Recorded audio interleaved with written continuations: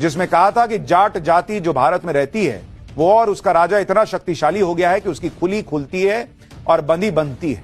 यानी महाराजा सूरजमल जो कह देते हैं वही होता है, जो ठान लेते हैं पूरा करके रहते हैं। महाराजा सूरजमल न सिर्फ दुश्मन को युद्ध के मैदान में हराने का जौहर जानते थे, बल्कि दुश्मन की बेइज्जती करने का भी हुनर उन्हें बखूबी आता था।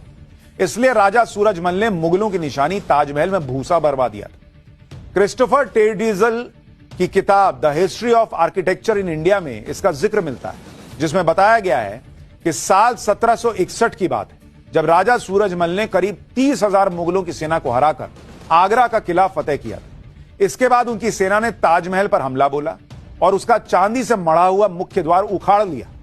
ताजमहल पर कब्जे के बाद राजा सूरजमल को सलाह दी गई कि ताजमहल को गिरा दिया जाए, लेकिन महाराजा सूरजमल ने ताजमहल को गिराया नहीं, उसको अस्तबल में तब्दील कर दिया और वहां घोड़ों के लिए भूसा भरवा दिया कि ना गिराओ मत, मेरा घोड़ा यहां का रखा हुआ ताजमहल में भूसा खाएगा, भूसा भर दो ताजमहल।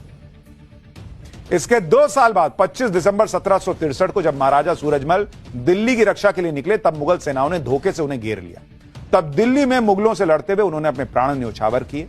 महाराजा सूरजमल की वीरता और शौर्य का मुगलों में इस कदर खौफ था कि उनकी मृत्यु के बाद भी मुगलों को यह विश्वास नहीं हुआ था कि सूरजमल मारे गए। अपने पूरे जीवन में मुगलों से एक भी युद्ध न हारने वाले महाराजा सूरजमल और उनकी सेना के पराक्रम को लेकर एक दोहे में कहा गया है कि दिल्ली पटना भूल गए, लुट गए लासान, सूरजमल के जाट से थर थर कांपे खान। महाराजा सूरजमल दुश्मनों के काल थे।